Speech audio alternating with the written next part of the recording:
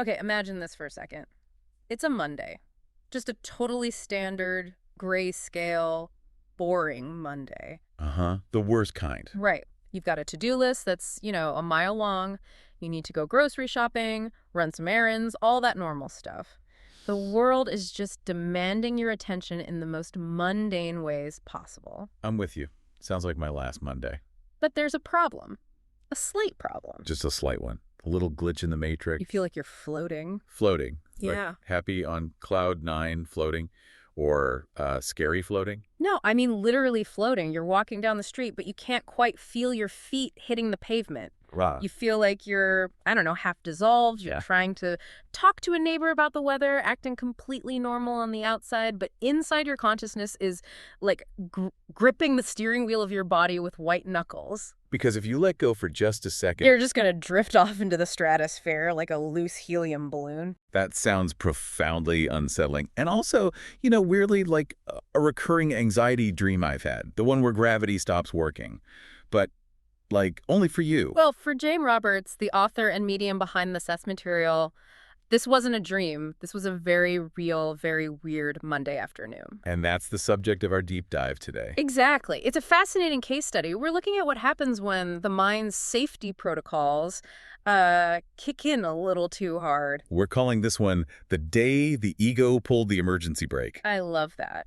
We are digging into the mechanics of consciousness, the humor of the universe, and why sometimes, having your wings clipped is actually the most spiritual thing that can happen to you. And we are drawing all of this from a very specific source. We were looking at session 140 of the early sessions, book 3 of the Seth Material. And the date of record for this one is March 15th, 1965. Yep. Now, before we float away ourselves, we have to get the housekeeping out of the way. The necessary bits. All the credit for the source material goes, of course, to the Seth Material and its publisher, the New Awareness Network. And we want to be really clear about this. This podcast is distributed completely free of charge on all the major platforms, and it's for educational purposes. We aren't selling you the secrets of the universe. We're just, having a conversation about the ones that Jane and Seth laid out for us. And look, if you really want to get this, don't just take our word for it. You really need to go to the source. Absolutely. We can't encourage you enough to study the Seth Material books and visit the New Awareness Network website and bookstore. That's at sethcenter.com/the-early sessions. That's where the real gold is. That's it. Okay, so let's unpack this, because this isn't just dry theory about energy and consciousness. This is a story. It's about an experiment gone wrong, but in a way that is just kind of hilarious. It is. It's a comedy of errors, really. But the errors reveal the architecture of the mind. It's like watching someone trip over a hidden wire, and by looking at that wire, you learn how the entire electrical system of the house works. That's a perfect analogy. So set the scene for us. Where are we in the timeline? Because context is everything here. Okay, so we are in early 1965. This is still pretty early in Jane Roberts' journey with Seth. Right. She, and Seth calls her Ruburt, is getting deeper and deeper into her trance work. She's not just channeling verbally anymore. She's actively experimenting with her own consciousness. She's poking the bear. Or, I guess, poking the universe. She is. And she's had a few breakthroughs recently. Back on November 4, 1964, she hit a really deep trance state during what they call psychological time. And then again in 65? Yep, February 8, 1965, she hit what they called a semi-trance. Okay, let's pause on psychological time for a second. For anyone listening who might be new to this, what are we talking about here? Is this just, daydreaming? No, it's much more active than daydreaming. Seth describes psychological time as a state where you deliberately unplug your focus from the external physical world. So from the clock on the wall, the traffic outside. Exactly. And you turn that focus inward. You aren't sleeping, you're awake, but your attention is turned like 180 degrees away from physical reality. So she's leveling up, basically. She's learning to toggle her consciousness between world and not world. That's a great way to put it. She is pushing the boundaries of what her consciousness can do. And she's really diligent about it. She has a routine. What's routine? She attempts these psi-time experiments usually between 11:30 a.m. and noon. It's essentially her lunch break practice. Just a casual trip to the astral plane for a sandwich. I love that image. It's so clerical. It is. It's become part of her workday. And for about 10 days leading up to this specific Monday, she's been doing it every single day. She's on a streak. And we all know what happens when you push a muscle too hard without any rest. Whether it's lifting weights or apparently lifting your consciousness out of your body. Exactly. Repetition builds strength, but it also builds strain if you don't integrate the gains. Mm. So March 15th rolls around. She starts her experiment at 11:30. But when her husband, Rob, who Seth calls Joseph, comes home at 12:15, things are off. Off how? What's the vibe in the apartment? Well, the first clue is physical. Jane just casually mentions her hands feel light. Now, that's not just a random sensation, is it? It sounds so innocuous. Oh, my hands feel light, but in this context, that's a red flag. It's a massive red flag. Seth had actually flagged this for them before. In session 130, he told them to watch out for that specific sensation, light hands. Why? What does it mean? It's a signifier of a certain state of dissociation. Huh. Why hands, though? Why not feet or ears? It's interesting, isn't it? I mean, think about it. Hands are our primary way of manipulating the physical world. We grasp, we hold, we touch. Right, our main interface. Exactly. So if you're dissociating, if your focus is shifting away from physical reality, it makes sense that the hands would be the first sensor to go offline, or at least to feel different. They lose their heaviness, their density, because consciousness isn't fully inhabiting them in the normal way. So the warning light is blinking on the dashboard. It is. So they sit down for lunch, and Jane finally admits the problem. She says she failed to snap out of the state at noon. Ah. The clock hit 12:00, the experiment should have ended, but her consciousness didn't fully reintegrate. She's stuck in the buffer zone. I love the description of her symptoms here. It's not that she was, like, hallucinating dragons or something. It was much more about inertia. Yes, physical inertia. Rob notes that she had a tendency to stay put. If she sat down on a chair, she simply could not find the motivation to get up. That's so strange. It wasn't that she was paralyzed physically, her muscles worked. It was that the will to move the body was disconnected. That is such a relatable feeling, though, right? Usually we just call it laziness or exhaustion. You're on the couch, the remote is 5 feet away, and it feels like climbing Everest to go get it. Right. But imagine that feeling magnified by 100. The gap between intention, I want to stand up, and action muscles firing, that was broken. The signal just wasn't getting through. And she tried to work. She sat down at her typewriter, which, knowing Jane Roberts from the biographies, is so on brand. Oh, completely. I might be dissociating from reality, but I have a deadline. Exactly. She did. And she could type, technically. Her fingers worked, but she kept making mistakes. The cognitive link between, I want to write this word, and fingers press these keys, it was glitching. It's like when your internet connection is lagging and there's that delay between moving the mouse and the cursor actually moving on screen. She was lagging. That is a perfect analogy. Yeah. She was experiencing high latency in her own body. The packet loss was high. So Rob, being the supportive partner he is, decides he needs to fix this. He goes into troubleshooting mode. He does. And his solution is very practical. Yeah. He thinks, okay, she's too far out. I need to ground her. Makes sense. So he suggests they go shopping, run some errands, do the most mundane physical things possible to force her back into the earth plane. Which brings us to my favorite part of this entire deep dive. I know what you're going to say. At the flying shopper. It is quite an image. They go out into public, and instead of the fresh air snapping her out of it, the state peaks. It gets stronger. Oh, yeah. Rob describes it vividly. Jane felt as though she could fly. In the middle of running errands? Yes. She reported that she felt her feet just would not come back to earth. She had to concentrate intensely on every single task.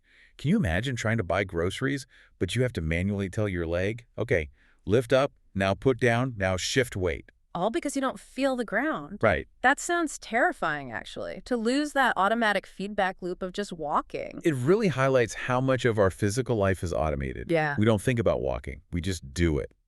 Jane had lost the automation.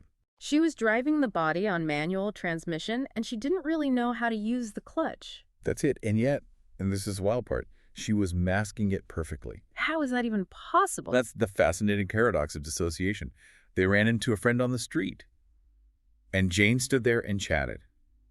Rob says she talked quite animatedly. So to the outside observer. She was just Jane, chatting about the neighborhood. Yeah. But internally, she felt half dissolved. What's going on there? Tell us about that split. How can you be having a normal conversation while feeling like you don't really exist? It really exposes the social automaton we all have. We all have these scripts. Hi, how are you? I'm fine, thanks. Yeah. Nice weather. The brain can run those scripts on autopilot. So Jane's social persona was fully functional. Exactly. It could recognize the friend, retrieve biographical data, smile, nod. But the pilot, the core consciousness, was like ejected from the cockpit and was watching the plane fly itself from a distance. It's chilling, but it's also funny. Hello, how are you? Yes, lovely weather. Please ignore the fact that I am currently a cloud. Precisely. It proves, in a way, that you are not just your social behavior. Jane was observing her body acting normal, while she herself was hovering somewhere near the ceiling. So they get through the shopping trip without her actually floating away. They get home, dinner happens, the state finally lifts after supper, but now they're worried. Oh, naturally. Jane is nervous. She feels she overdid it. She suspects she gave herself improper suggestions during the experiment. She thinks she broke something. And Rob has his own theory, right? Rob's intuition was very sharp here. He thought her ego was balking, like a horse refusing a jump. He suspected the ego was resisting the routine. So 9:00 p.m. rolls around. It's time for the scheduled session. Usually Jane is energetic, or at least normal.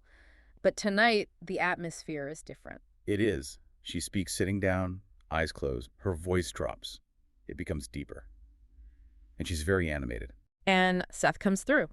Now, usually, when you've messed up an experiment and spent the day floating through a supermarket, you expect the teacher to scold you. Yeah, you expect a lecture. And I told you so. But that is not Seth's style at all. Not even close. So what's his opening assessment?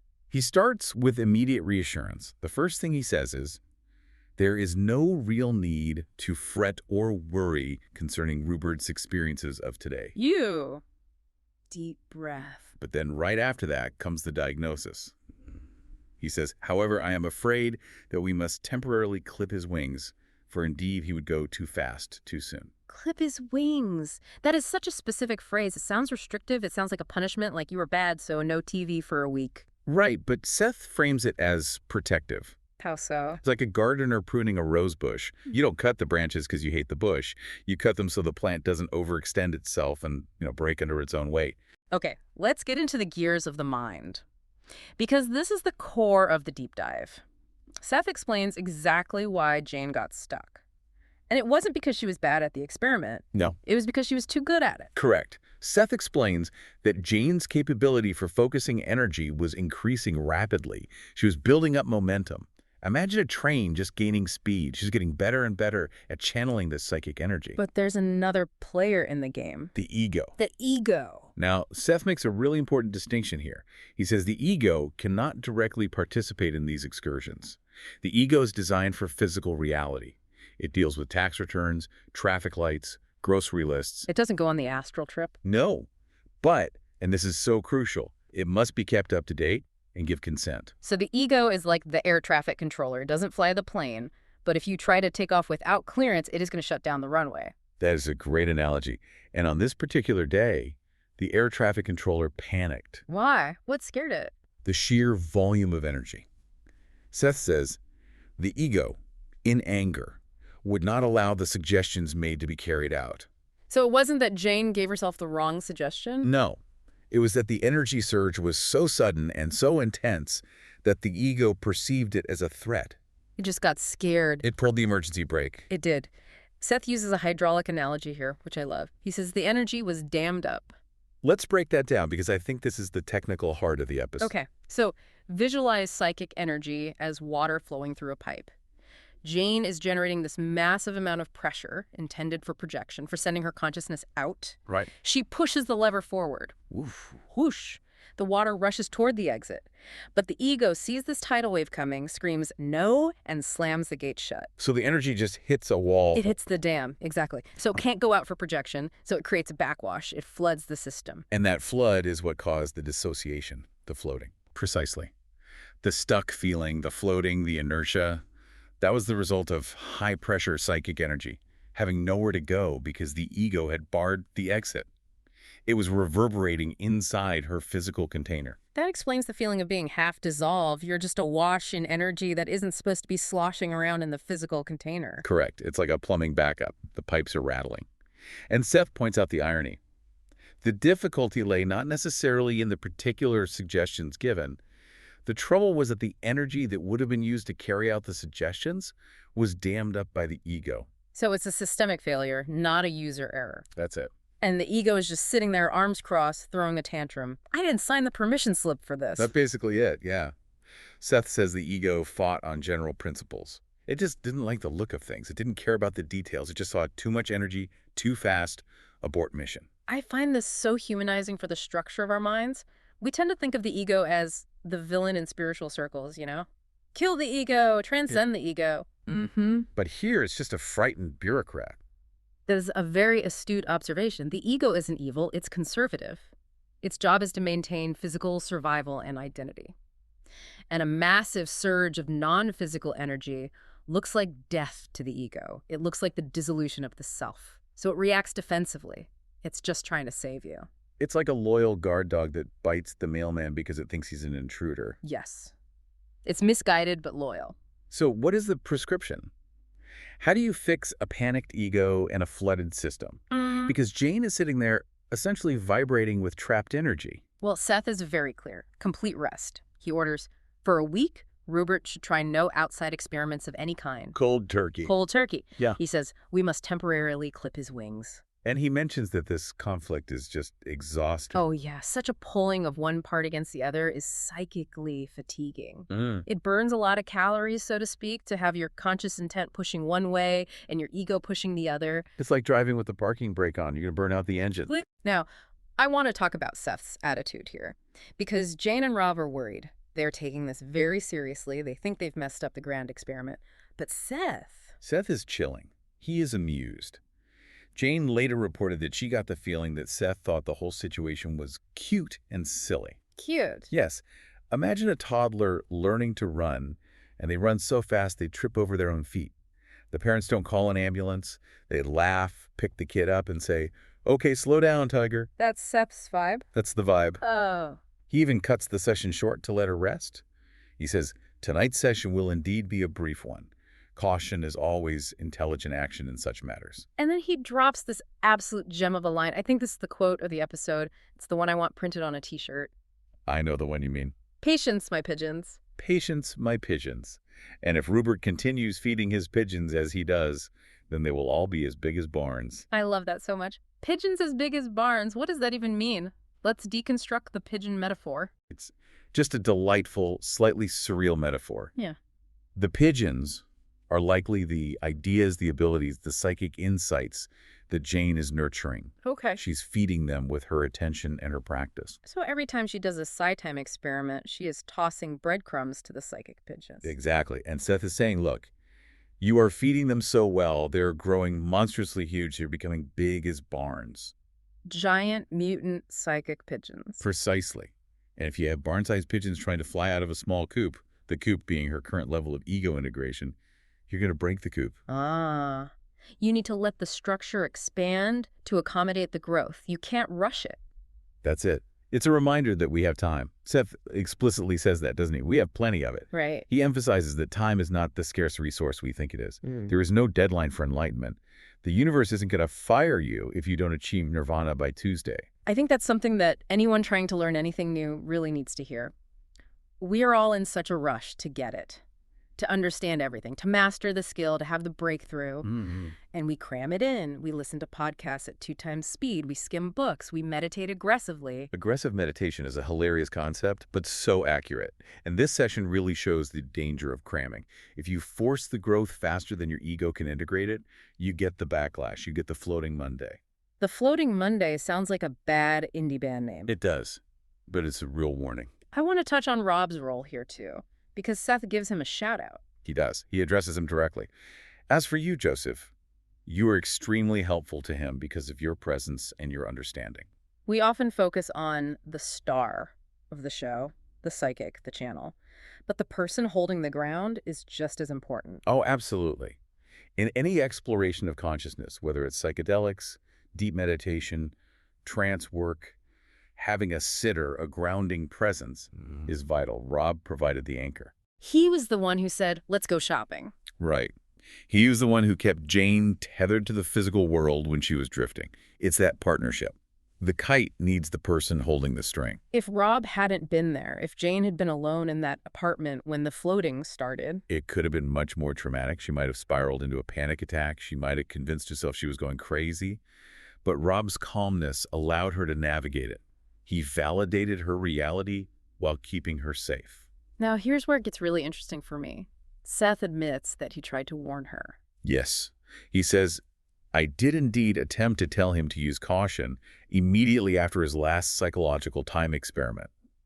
But, he adds, it is of course necessary that you learn through direct experience. The classic teacher dilemma. You can tell the student the stove is hot 1,000 times, but until they actually touch it. They don't respect the heat. Seth says, my warning you against various uncomfortable effects would not mean nearly as much if you did not, Ruburt, experience a few of them. That is profound. We tend to view discomfort or bad trips or failures as mistakes, as signs we did something wrong. But Seth views them as necessary pedagogical tools. Yes.